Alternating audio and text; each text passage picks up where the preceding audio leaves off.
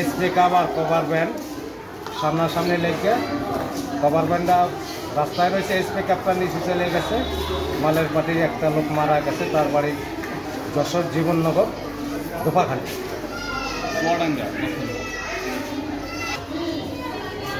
আমি এসআই মামুন, ভাঙ্গা হাইওয়ে থানা। আজকে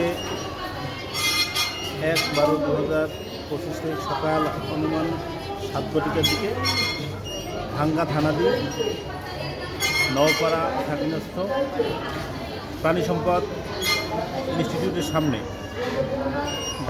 টেকেরহাটগামী একটি পিকআপ এবং ফরিদপুরগামী একটা খাবার ভ্যানের মধ্যে মুখোমুখি সংঘর্ষ হয়।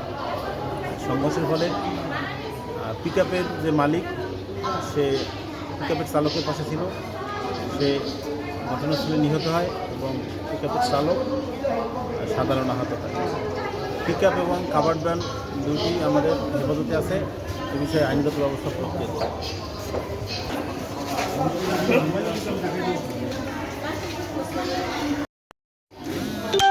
7টার দিকে একটা ঘটনা ঘটছে পানি সম্পদ অফিসের সামনে।